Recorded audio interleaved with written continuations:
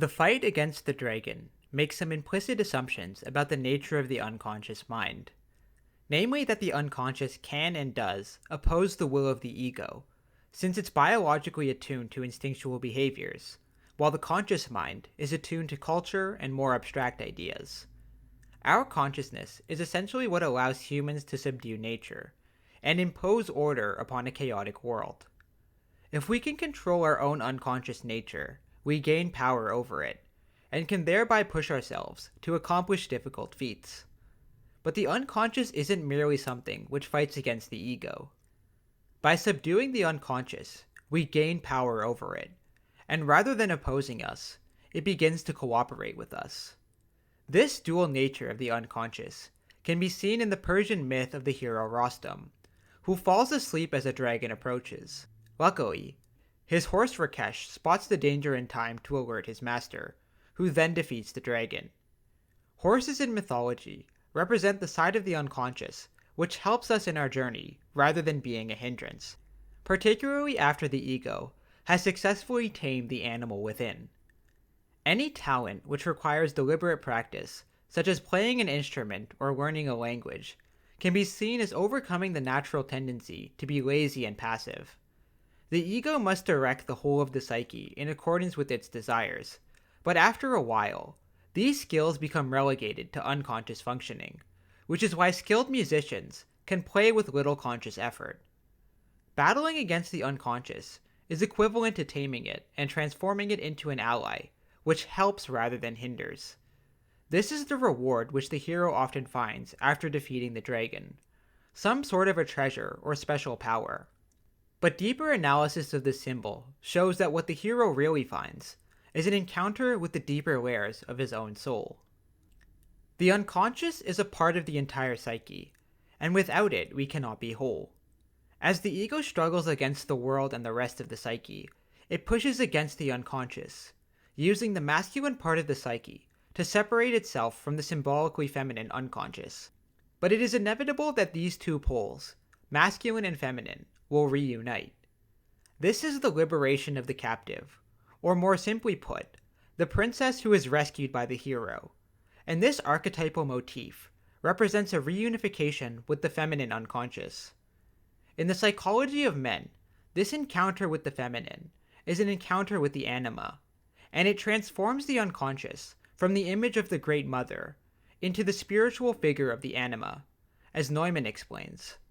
The transformation which the male undergoes in the course of the dragon fight includes a change in his relation to the female, symbolically expressed in the liberation of the captive from the dragon's power. In other words, the feminine image extricates itself from the grip of the terrible mother, a process known in analytical psychology as the crystallization of the anima from the mother archetype. This essentially means that the unconscious, originally perceived as evil, is now encountered as something positive and life-enhancing. This parallels the experience of each day, since we are conscious and alert during the day, and sink back into the unconscious at night. While consciousness is characterized by its striving against nature, the encounter with the anima can be seen as a return to nature, particularly the inner nature of the archetypes. The princess who is rescued by the hero is seen in many myths. In Greek mythology, Perseus rescues the princess Andromeda from the sea monster Cetus. Notably, Perseus saves the princess after defeating the Gorgon Medusa. Once Perseus has slain her, the white horse Pegasus arises from her blood. Yet again another allegory, depicting the triumph against the evil side of the unconscious, in order to release its positive aspect. The damsel in distress motif is not a statement about women, but about male psychology, how about overcoming a great feat, which demands a strong ego, is immediately followed by a desirable encounter with the unconscious. We see this in myths such as Rama rescuing Sita, or Saint George rescuing a princess from the dragon. In Japan, we have the storm god Susanoo saving the princess Kushidashime from a water serpent, or any number of European legends, such as the Russian folk legend of Dobrynya Nikitich. With the liberation of the captive, a portion of the alien, hostile, feminine world of the unconscious enters into the friendly alliance with the man's personality, if not actually with his consciousness. All of these stories, although really psychological and therefore personal, also have a sociological dimension, wherein a man must prove that he is independent and competent in order to impress a woman. His maturation and ability to raise and provide for a family demands a great deal of conscious effort, and women tend to be more selective in choosing a partner. Her demands upon her rescuer are many. They include the throwing open of dungeons, deliverance from deadly and magical powers, both paternal and maternal, the hacking down of the thorny thickets and flaming hedges of inhibition and anxiety, liberation of the slumbering or enchained woman in her, the solution of riddles and guessing games in a battle of wits, and rescue from joyless depression. Both the encounter with the internal feminine and external feminine are the consequences of sufficient development of the conscious ego. You might be wondering, then, what the equivalent is in female psychology. In general, women utilize their animus, or the internal, psychologically masculine parts of themselves, in order to develop their egos and consciously direct the psyche. Their sinking back into the unconscious can be seen as a return to form, since the unconscious in women can also be roughly characterized as feminine. Thus, the encounter with the soul is, in either sex, a reunification with nature. The overcoming of monsters and enemies is the condition of the young hero king's triumphal union with the earth goddess, which magically restores the fertility of the year. But what does this encounter with the soul actually encompass? When we sink back into the unconscious, we encounter the images of the soul, as the anima acts as the gateway to the unconscious, where we can experience its benefits.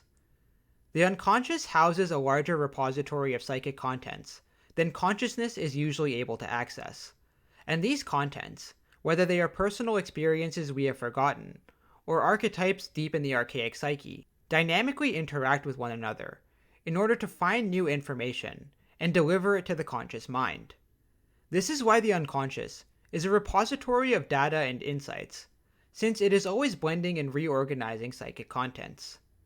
The unconscious is the womb of all higher insights, because the conscious mind naturally excludes ideas which don't match its preformed view of the world, whereas the unconscious is more open-minded. This is where creativity comes from, and so the evolution of culture towards a higher consciousness, particularly from metaphorical symbols, depends on the unconscious. This is the cycle of civilization, as we use the conscious ego to move society and ourselves away from nature, and then sink back into the unconscious in order to discover new insights or forms of expression. Every culture hero, writes Neumann, has achieved a synthesis between consciousness and the creative unconscious. The liberation of the captive means liberating the contents of the unconscious so that they may be experienced in the form of images, such as in dreams. The liberation of the captive and dismemberment of the dragon mean not merely an analysis of the unconscious, but its assimilation, resulting in the formation of the anima as one authority within the personality. The unconscious is filled with life-enriching images and information which allows us to come to a deeper understanding about the world around us, as well as to feel a spiritual connection to the universe. The ego functions to demarcate between the world and the self, but the unconscious breaks this demarcation to demonstrate that the distinction between self and non-self is more illusory than supposed. Consciousness has a tendency to crystallize its conceptions, meaning the conscious ego has difficulty with new information, or considering other possibilities beyond its preconceptions. The counterpole to the often arrogant ego is the anima, whose feminine qualities makes her empathetic and humble. And so this meeting is a reconciliation between the masculine ego and the unconscious femininity, which had hitherto been rejected. Which is why for men, the feminine is not just about sexuality, but about becoming whole. Once the anima sister side has been experienced through the rescue of the captive, the man-woman relationship can develop over the whole field of human culture. The freed captive is not merely a symbol of man's erotic relations in the narrow sense. This is what allows us to experience a shift in perspective, and temporarily dissociate from the strictness of the ego. The anima transforms the unconscious into a being who helps the individual rather than hindering it. The freeing of the positive feminine element and its separation from the terrifying image of the Great Mother mean the freeing of the captive and the slaying of the dragon, in whose custody she languishes. The feminine unconscious is more open-minded and can help bring about a new attitude in the ego, transforming the ego by allowing it to come to deeper understandings. This can be something personal, such as understanding how other people feel, or it can be brand new insights which enrich culture and civilization, as all forms of art and philosophy have their origins in the unconscious. These images, ideas, values, and potentialities of the treasure hidden in the unconscious are brought to birth and realized by the hero in his various guises: savior and man of action, seer and sage, founder and artist, inventor and discoverer, scientist and leader. Creative individuals are distinguished by their ability to let go the reins of the ego and experience the unconscious directly, and transition between these two states in order to bring their creations forth and share them with the world. This is what enables the development of a higher consciousness, a process which is endlessly repeated during life.